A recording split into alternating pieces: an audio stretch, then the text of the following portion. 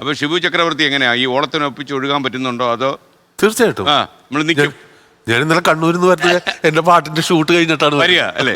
Okay. അപ്പൊ ഏറ്റവും പുതിയ ഏറ്റവും പുതിയ ജനറേഷൻ എന്ന് പറഞ്ഞു കഴിഞ്ഞാല് ജീവിതത്തിൽ ഇതേവരെയും മ്യൂസിക് ചെയ്യാത്ത ഏറ്റവും പുതിയ ജനറേഷൻ ബാൻഡിന്റെ പിള്ളേര് അവര് ചെയ്ത മ്യൂസിക്കിന് പാട്ടുണ്ടാക്കി അതിന്റെ ഷൂട്ടായിരുന്നു കണ്ണൂരിൽ ഇന്നലെ. ഈ 2 അക്ഷരത്തിലും 1 അക്ഷരത്തിലും ഒക്കെ എഴുതേണ്ടി വരൂ.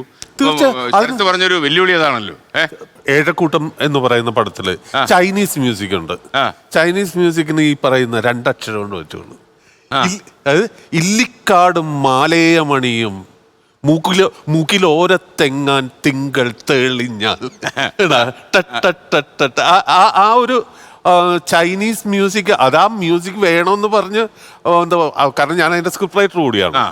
അപ്പൊ അന്ന് ജോൺസൺ പറഞ്ഞു, എടാ എഴുതാൻ പറ്റില്ല, ഇവിടെ 2 അക്ഷരമുള്ള അത് വെച്ച് മുഴുവൻ പാട്ട് എഴുതേണ്ടി വരും. ഞാൻ പറഞ്ഞു, താൻ തന്റെ പണി എടുത്താൽ മതി, ഇതെന്റെ പണി ഞാൻ എന്ന് പറഞ്ഞു വാശിയില് ചൈനീസ് മ്യൂസിക് ചെയ്യിച്ചു. രാത്രി എഴുതാനിരുന്നപ്പോ വിവരം അറിഞ്ഞു, അത് വേറെ കാര്യം. പക്ഷെ എഴുതി ഒപ്പിച്ചു നമ്മള്.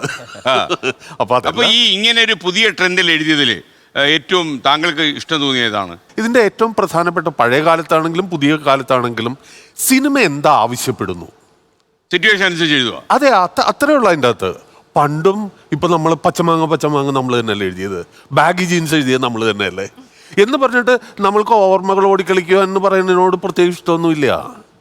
ആ സിറ്റുവേഷൻ എന്താ ആവശ്യപ്പെടുന്നു, ആ സിനിമ എന്താ ആവശ്യപ്പെടുന്നു, അതിനു വേണ്ടിയിട്ടാണ് നമ്മൾ എഴുതുന്നത്, അല്ലാതെ എന്റെ ആത്മസംതൃപ്തിക്കല്ല. ഈ ഒരു മാറ്റത്തെ താങ്കൾ എങ്ങനെയാ കാണുന്നത്? വളരെ പോസിറ്റീവായിട്ടാണ് കാണുന്നത്. അതെ, ലോകത്തെവിടെയായാലും ഏത് സമയത്തും 24 വാർത്തകളും ഓഗ്മെന്റഡ് റിയാലിറ്റി പാക്കേജുകളും എക്സ്പ്ലെയിനറുകളും വിശദമായി കാണാൻ ഞങ്ങളുടെ യൂട്യൂബ് ചാനൽ നിങ്ങൾക്ക് സബ്സ്ക്രൈബ് ചെയ്യാം.